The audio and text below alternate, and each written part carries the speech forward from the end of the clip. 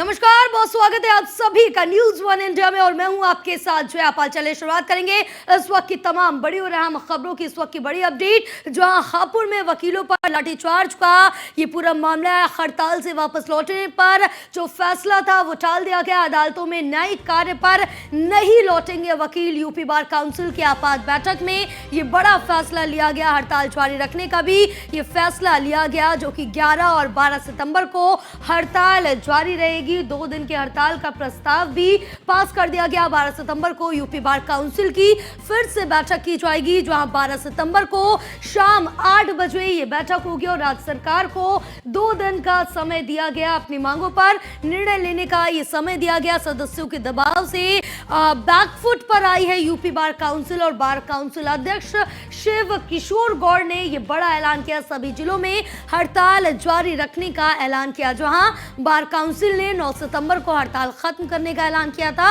लेकिन हड़ताल खत्म करने के फैसले का अधिकांश सदस्यों ने विरोध किया। इसके साथ ही विरोध कर आपात बैठक बुलाने की भी मांग की गई थी, जिसके बाद सदस्य सचिव जय नारायण पांडे ने वर्चुअली बैठक बुलाई और बैठक के बाद हड़ताल जारी रखने का यह फैसला लिया गया। जहां इलाहाबाद हाई कोर्ट के वकील भी न्यायिक कार्य से विरत रहेंगे। Allahabad high court bar association के अध्यक्ष अशोक सिंह ने पुष्टि की इस वक्त की बड़ी अपडेट आप तक पहुंचा रहे हैं, जो आपको बताते चले कि 30 अगस्त को लाठीचार्ज किया गया था अधिवक्ताओं पर, जिसको लेकर खासा नाराज चल रहे थे ये अधिवक्ता और साफ तौर से ये मांग की जा रही थी।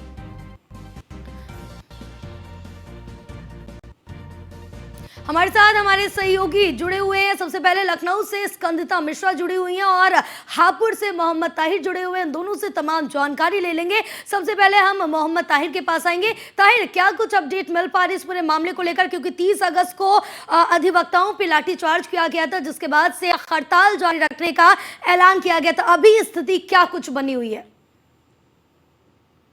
जी, आपको बता दूं, हापुड़ प्रशासन द्वारा जो है, हापुड़ पुलिस प्रशासन द्वारा जो लाठीचार्ज का मामला है लगातार बढ़ता जा रहा है और वकील अपनी मांगों को लेकर अड़े हुए हैं। हालांकि बैठक हुई थी, बैठक में 2 दिन ये हड़ताल 11 और 12 की हड़ताल की जो है बात कही गई थी। उसके बाद वकीलों को न्यायिक कार्य के लिए आने के लिए बोला गया था। हालांकि ये मामला अभी सुलझता नहीं नजर आ रहा है। आपात बैठक में फैसला लिया गया है कि यूपी में बार काउंसिलिंग की जो बैठक हुई है उसमें फैसला लिया गया है कि सभी जो वकील हैं वो हड़ताल पर रहेंगे, कोई भी न्यायिक कार्य नहीं होगा, जिसको लेकर मामला एक बार फिर गर्माता नजर आता और पुलिस व अधिवक्ताओं के बीच जो मध्यस्थता है, जो विवाद है, वो सुलझता नजर नहीं आ रहा है। बिल्कुल स्कंदिता भी है। स्कंदिता, क्योंकि अब जिस तरह से देखिए यूपी बार काउंसिल की तरफ से बड़ा ऐलान कर दिया गया। यूपी बार काउंसिल के जो अध्यक्ष शिव कुमार, उनकी तरफ से भी जो अधिवक्ता है, जो सदस्य है यूपी बार काउंसिल के, उनकी मांगों को मानना पड़ा और ये पहले से ही कयास लगाए जा रहे थे कि जो ये हड़ताल है लंबी चलने वाली है। जी बिल्कुल, आपको बता दें यूपी बार काउंसिल के अध्यक्ष शिव कुमार गौड़ ने ऐलान किया है कि ये जो हड़ताल है वो अभी आगे 2 दिन और रहने वाली है, यानी कि 11 सितंबर और 12 सितंबर 2 दिन अभी हड़ताल और होगी। सैटरडे संडे का छुट्टी था, उसके बाद उम्मीद लगाई जा रही थी कि जितने भी अधिवक्ता है वो वापस अपने न्यायिक कार्य पर लौटेंगे, लेकिन आज से वो अपने न्यायिक कार्य पर नहीं लौटेंगे। आज उनकी हड़ताल जारी रहेगी और कल भी उनकी हड़ताल जारी रहने वाली। जो तमाम उनकी मांगे हैं उनको पूरा करने को लेकर ये पूरी हड़ताल की जा रही है। इसके अलावा आपको बता दें, इससे पहले भी हड़ताल चल रही थी और अभी भी 2 दिन तक हड़ताल ऐसे ही जारी रहेगी। और आपको बता दें, इसको लेकर बैठक भी की गई थी। जब जो लास्ट बैठक हुई थी उसमें सब कई लोग वर्चुअली भी जुड़े थे अधिवक्ता, उन्होंने बैठ के बातचीत की थी कि क्या कुछ मांगे हैं, क्या सरकार से मांगे हैं वो पूरी करवानी है और जिनको लेकर अब ये कल शाम तक बैठक चलेगी, यानी कि 12 सितंबर कल शाम को 8 बजे एक बार फिर से बैठक होगी। उस बैठक में तमाम वो मुद्दे होंगे, तमाम चर्चाएं होंगी कि किन मुद्दों को उठाना है। तो 2 दिन में अपनी मांगों पर निर्णय लेने का जो अपने 2 दिन में अपनी जो मांगों को निर्णय लेने का समय दिया है कि 2 दिन में अब जो है वो समय ले लें कि क्या कुछ निर्णय लेना है। 2 दिन तक लगातार हड़ताल चलेगी और वो पास की गई है, प्रस्ताव पास किया गया है 2 दिन की हड़ताल का, जिसमें बार काउंसिल अध्यक्ष ने आदेश दिया है कि हाँ 2 दिन के लिए जो है ऐलान किया है कि 2 दिन तक ऐसे ही हड़ताल करेगी। इसके अलावा कनेक्टिविटी ठीक ना होने के चलते कई लोग जो थे वो बैठक में नहीं जुड़ पाए थे, तो आज सभी प्रदेश भर के जितने भी अधिवक्ता हैं सभी जो है हड़ताल पर रहने वाले हैं। बिल्कुल क्योंकि ताहिर अब जिस तरह से देखें कि अधिवक्ताओं में काफ़ी ज़्यादा रोष भी उस समय से नज़र आ रहा है लगातार, क्योंकि जिस तरह से लाठीचार्ज किया गया था और उसके बाद से लगातार ये अधिवक्ता हड़ताल पर है। लेकिन उनकी जो मांग है, साथ ही ये कहा जा रहा है कि वकीलों की सुरक्षा का मामला और जो भी दोषी पुलिसकर्मी है उनको जल्द से जल्द सजा दी जाए, तबादले की भी बात करते हुए नजर आए थे। जी हाँ, जिस तरीके से लाठीचार्ज हुआ, लाठीचार्ज के बाद अधिवक्ता हड़ताल पर पहुंचे। हड़ताल पर पहुंचने के बाद अधिवक्ताओं की 5 सूत्रीय मांगे थी, जी जिनमें अधिवक्ताओं की सुरक्षा को लेकर और जो घायल अधिवक्ता हैं उनके मुआवजा की मांग जो है अधिवक्ता कर रहे हैं। उसके अलावा जो दोषी पुलिसकर्मी हैं उन्हें यहाँ से हटाना है और वे उन पे मुकदमा दर्ज करने की बात की थी। हालांकि हाईकोर्ट के आदेश के बाद पुलिस जो दोषी पुलिस वाले थे उन पर मुकदमा तो दर्ज हो गया है। करीब 150 से अधिक पुलिसकर्मियों पर मुकदमा दर्ज हुआ। उसके बाद भी और जो मांगे हैं उनको लेकर अभी अधिवक्ता अड़े हुए हैं। जब तक इनकी मांगे पूरी नहीं हो जाती, जब तक ये अधिवक्ताओं की हड़ताल जारी रहेगी। हालांकि जिस तरीके से सोमवार को हड़ताल खोलने की बात कही गई थी, तो उसको लेकर विरोध को, अधिवक्ताओं के विरोध को देखते हुए ये हड़ताल 2 दिन और आगे बढ़ा दी गई है। यानी कि आज सोमवार को अधिवक्ताओं का एक फैसला आया था, जिसमें अधिवक्ताओं को वापस काम पर लौटने की बात कही गई थी। हालांकि देर रात आपात बैठक हुई, वर्चुअली बैठक हुई। इस बैठक में फैसला लिया गया कि 2 दिन 11 और 12 को हड़ताल एक बार फिर जारी रहेगी और 12 तारीख के शाम को एक वर्चुअल फिर बैठक होगी, जिसके बाद जो है आगे की रणनीति तय की जाएगी। बिल्कुल स्कंदिता, इस बीच क्योंकि जिस तरह से कहा जा रहा था कि 6 सितंबर को हड़ताल खत्म हो जाएगी, ज़्यादा लंबी नहीं चलेगी, लेकिन हड़ताल का जो समय है वो आगे बढ़ा दिया गया, 11-12 सितंबर भी कर दिया गया है। क्या इससे आगे भी ये खिंच सकता है?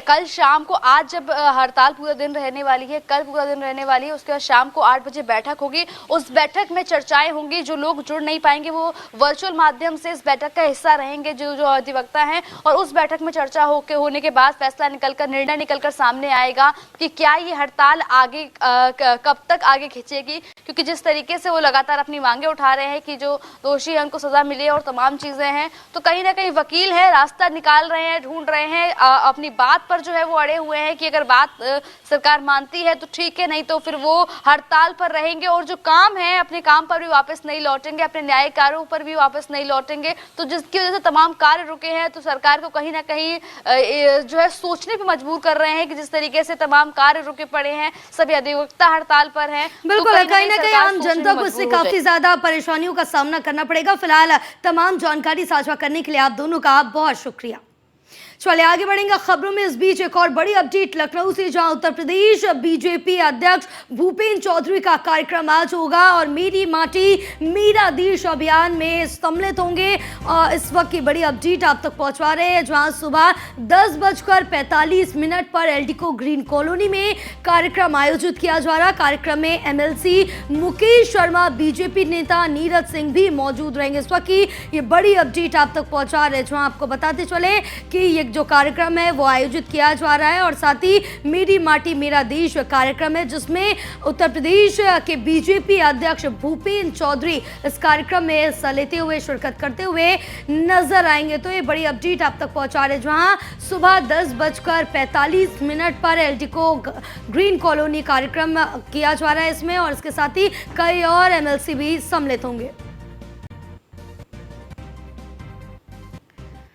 तो आगे बढ़ेंगे लखनऊ से बड़ी अपडेट। बीजेपी पिछड़ा वर्ग मोर्चे की बैठक आज होनी। आगामी चुनाव अभियानों को लेकर ये बैठक की जाएगी। बीजेपी कार्यालय में दोपहर 12:30 बजे ये बैठक होगी, जिसमें डिप्टी सीएम केशव प्रसाद मौर्य और मंत्री नरेंद्र कश्यप मौजूद रहेंगे। इस वक्त ये बड़ी अपडेट आप तक पहुंचा रहे हैं, जहां बीजेपी कार्यालय में ये अहम बैठक होने जा रही, जो कि 12:30 बजे होगी। तो इस वक्त की बड़ी खबर आप तक पहुंचा रहे हैं, जहां आपको बता दें कि पिछड़ा वर्ग मोर्चा की ये आज बैठक होने जा रही है, जो कि 12:30 बजे बैठक होगी। काफी अहम बैठक होने जा रही है, जिसमें उप मुख्यमंत्री केशव प्रसाद मौर्य भी शामिल होंगे।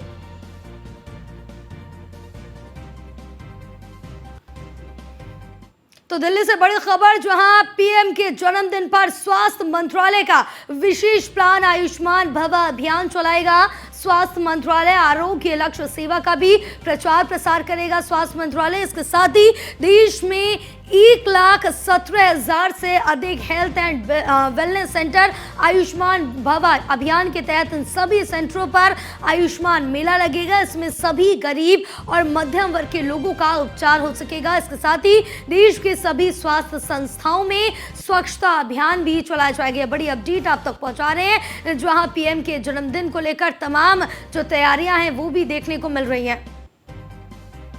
तो हमारे साथ हमारे सहयोगी पीयूष तिवारी जुड़े हुए हैं फोन लाइन पर। पीयूष, अब जिस तरह से देखें कि प्रधानमंत्री नरेंद्र मोदी के जन्मदिन को लेकर यहाँ पर एक विशेष प्लान तैयार किया गया, जिसमें स्वास्थ्य मंत्रालय का ये विशेष प्लान है और यहाँ पर आयुष्मान भव अभियान चलाया जाएगा पीएम मोदी की तरफ से।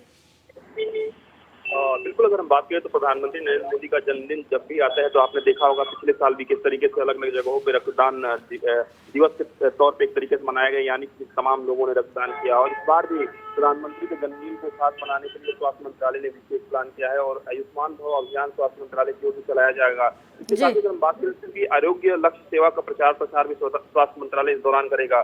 देश भर में 1,17,000 से ज्यादा जो हेल्थ एंड वेलनेस सेंटर है। इसके साथ ही अगर हम बात करें तो आयुष्मान मेला भी लगाया जाएगा इस आयुष्मान भव अभियान के तहत। सबसे बड़ी बात है कि इसमें सभी गरीब और मध्यम वर्ग के लोगों का उपचार किया जाएगा। इसके साथ ही तमाम जो स्वास्थ्य संस्थान है देश भर में, वहाँ पे स्वच्छता अभियान भी चलेगा। स्वास्थ्य मंत्रालय के अलावा अगर हम बात करें तो तमाम जो बीजेपी की ओर से जो बीजेपी के वरिष्ठ नेता हैं, भारतीय जनता पार्टी मुख्यालय में भी तमाम जो कार्यक्रम हैं वो कहीं ना कहीं तय किए गए हैं। देश भर में एक तरीके से संदेश दिया जाएगा।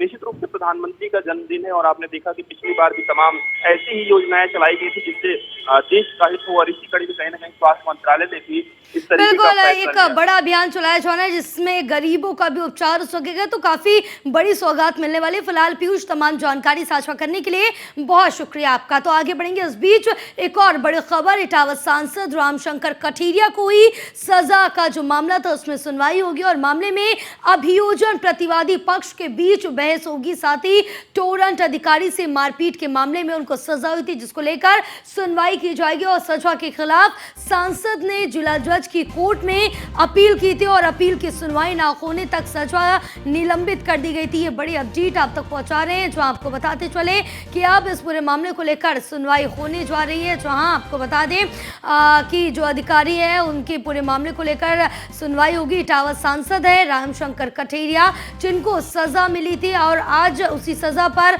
सुनवाई की जाएगी। हमारे साथ हमारे सहयोगी कृष्णा त्यागी फोन लाइन पर जुड़े हुए हैं। कृष्णा, क्या कुछ अपडेट मिल पा रही है इस पूरे मामले को लेकर? आपको जया मैं बता दूं, इटावा के भाजपा सांसद रामशंकर कठेरिया की जो सजा में अपील है, आज अदालत में सुनवाई होनी है। मामले में अभियोजन जो प्रतिवादी पक्ष के बीच जो बहस हुई थी उसको लेकर काफी पुराना ये मामला है। 11 सितंबर की जो तारीख जो सुनवाई के लिए थी।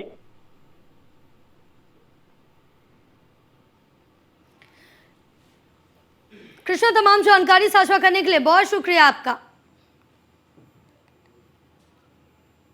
चलिए आगे बढ़ेंगे। प्रतापगढ़ से बड़ी अपडेट, सेना निवृत्त रोडवेज चालक की गोली मारकर हत्या कर दी गई, जहां बेखौफ बदमाशों ने ये गोली मारकर मौत के घाट उतार दिया। तो बाइक सवार 3 अज्ञात बदमाशों ने हत्या की वारदात को अंजाम दिया है। घर से मंदिर जा रहा था मृतक श्याम शंकर तिवारी, जहां पुरानी रंजिश में हत्या की यह आशंका जताई जा रही है। आसपास देवसरा थाने के अकारीपुर गांव की ये पूरी घटना बताई जा रही है। इस वक्त की बड़ी अपडेट प्रतापगढ़ से बता रहे हैं, जहां पुरानी रंजिश के चलते गोली मारकर हत्या कर दी गई। इस पूरे मामले को लेकर पुलिस की तरफ से भी अब जांच पड़ताल जारी है, क्योंकि बेखौफ बदमाशों का आतंक देखने को मिल रहा है। जहां सेवानिवृत्त रोडवेज चालक की गोली मारकर हत्या कर दी इन बेखौफ बदमाशों ने।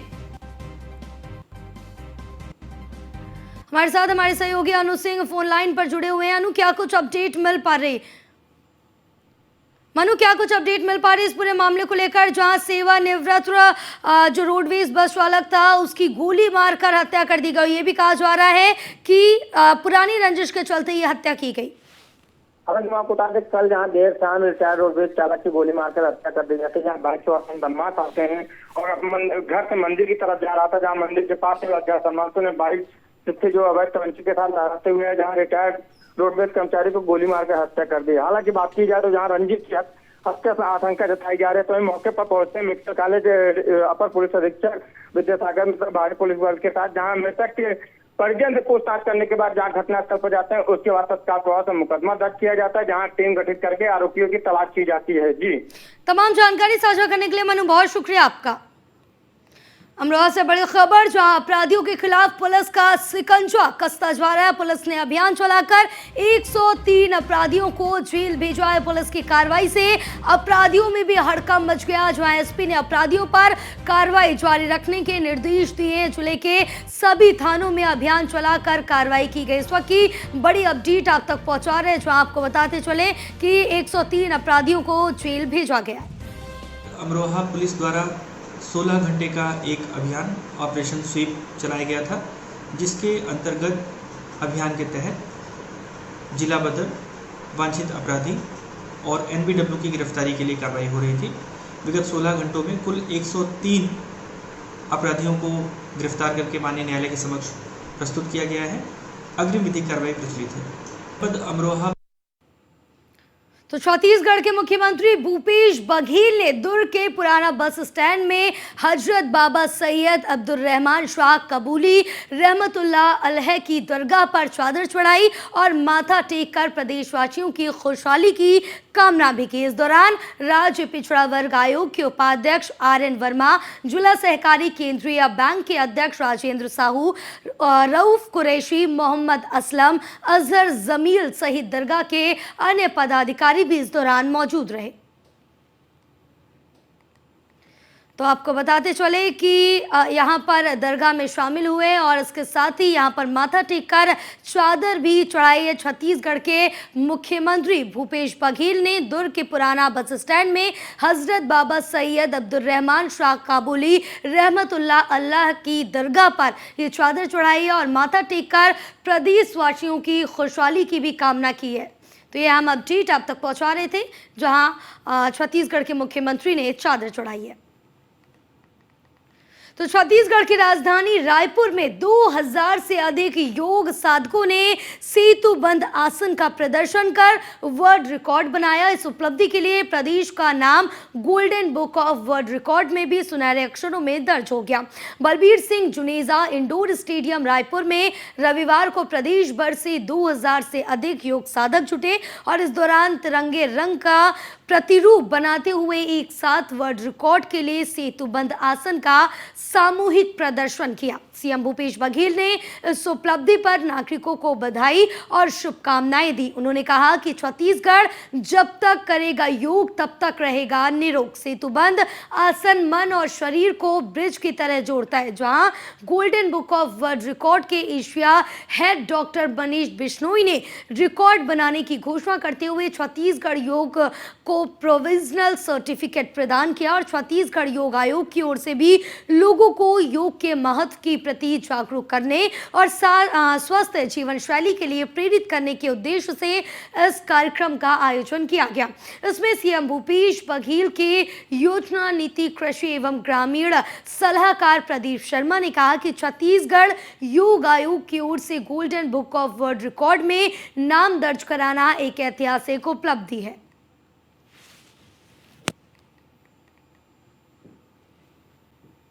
तो हरियाणा के मुख्यमंत्री मनोहर लाल ने ट्वीट कर G20 के सफल समापन को लेकर पीएम मोदी को बधाई दी है। उन्होंने ट्वीट, मोदी जी को बधाई देता हूं।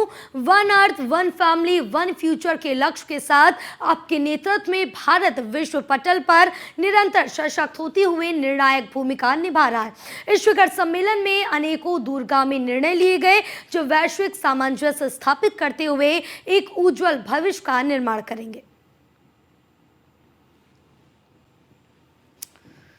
तो लखनऊ से हम अपडेट, राजधानी समेत आसपास के जिलों में मूसलाधार बारिश हो रही है और भारी बारिश के चलते राजधानी में स्कूल कॉलेजों को भी बंद कर दिया गया, जहां शैक्षणिक संस्थाओं को भी भारी बारिश के चलते बंद कर दिया गया। मूसलाधार बारिश के चलते शहर के निचले इलाकों में पानी भी भर गया। तो ये बड़ी अपडेट आप तक पहुंचा रहे, जहां मूसलाधार बारिश के चलते आम लोगों को काफी ज्यादा परेशानियों का सामना करना पड़ रहा है। उसके साथ ही बताते चले कि जो लोग निचले इलाकों में रह रहे हैं तो उनको भी काफ़ी ज़्यादा परेशानियों का सामना करना पड़ रहा है, क्योंकि रोड और सड़कों पर पानी भर गया, जिसके चलते आवाजाही में काफ़ी ज़्यादा परेशानियों का सामना करना पड़ रहा है। चाहे वो वाहन हो, उसको लेकर भी भारी बारिश के चलते परेशानी हो रही है, जाम की समस्याएं देखने को मिल रही है, जगह जगह पानी के चलते लोगों को दिक्कतों का सामना करना पड़ रहा है। लेकिन कहीं ना कहीं लोगों को गर्मी से राहत जरूर मिली है।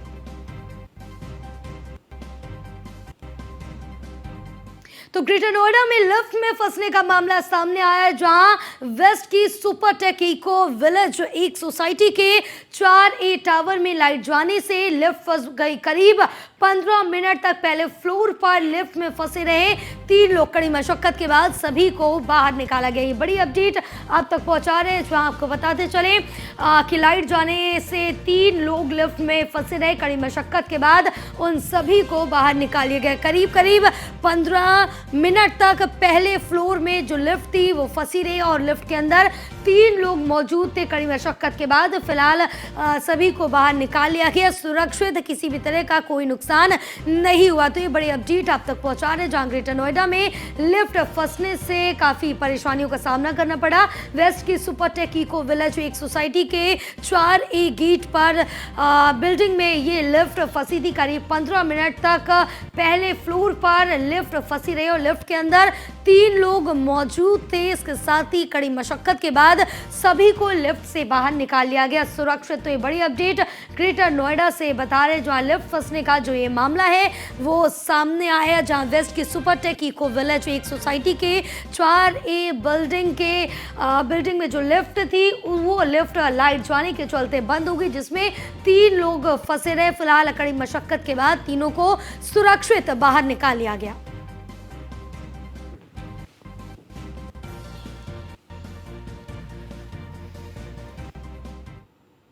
फिलहाल इस बुलेटिन में बस इतना ही। आप देखते रहिए न्यूज़ 1 इंडिया। नमस्कार।